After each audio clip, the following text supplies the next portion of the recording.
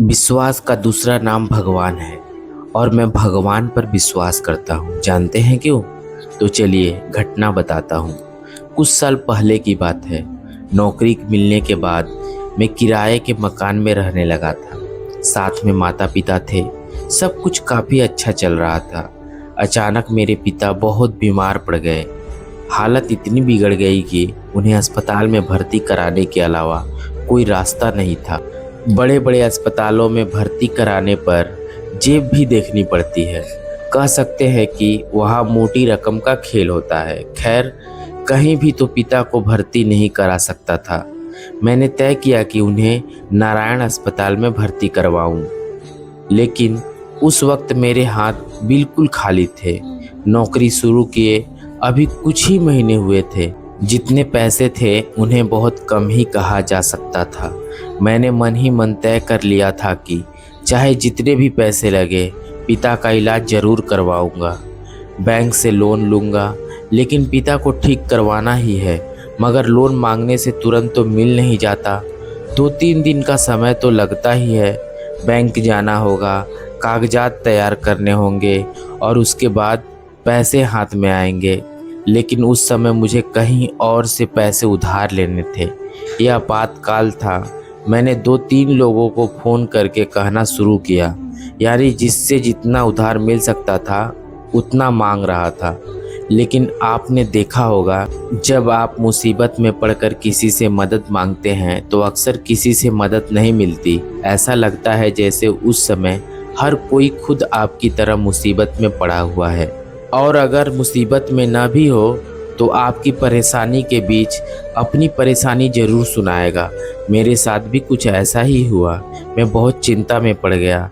इधर पिता को अस्पताल ले जाना था और एम्बुलेंस को फ़ोन करने के बाद वह भी आ चुकी थी। मैंने सोचा अब देर करने से कोई फ़ायदा नहीं है।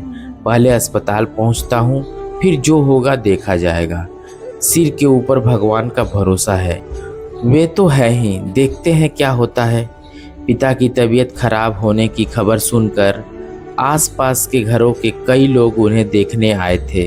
तभी एक पड़ोसी मुझे चुपचाप एक तरफ ले गए और बोले, पिताजी को किस अस्पताल ले जा रहे हो? मैंने कहा, तय किया है कि नारायण अस्पताल ही ले जाऊंगा। उन्होंने अपनी जेब से पैसों की एक गड्डी निकालकर मेरे हाथ में देते हुए कहा, 30,000 रुपये है, रख लो। मैं उनके चेहरे की तरफ देखकर हैरान होकर बोला, आप? उन्होंने कहा, अरे पैसे पकड़ो, तुम्हारे काम आएंगे। पहले अपने पिता का इलाज करवाओ।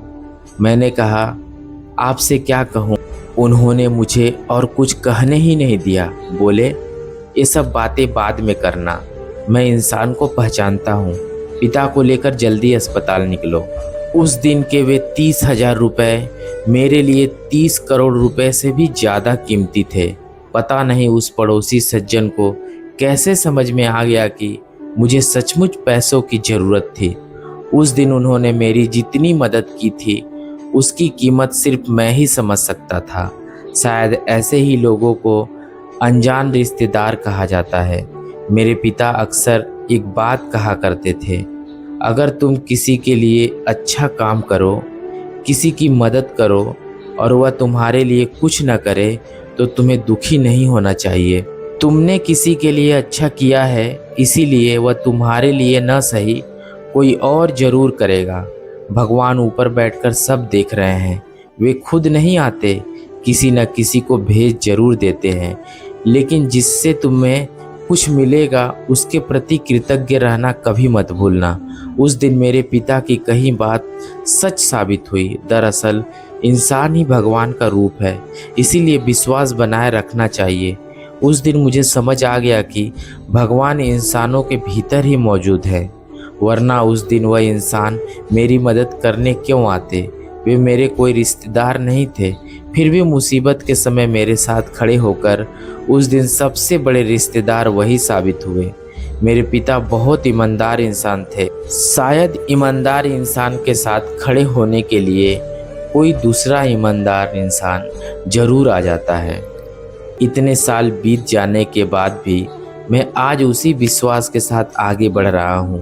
पिता आज हमारे बीच नहीं है, लेकिन उनकी कई बातों को आज भी दिल से मानता हूँ। बहुत से लोगों ने मुझे धोखा दिया, लेकिन मैंने अपनी ईमानदारी और विश्वास को कभी नहीं खोया। विश्वास ही सबसे बड़ी पूंजी है और मेरे इस विश्वास का नाम है भगवान। कलम सरजीत घोष।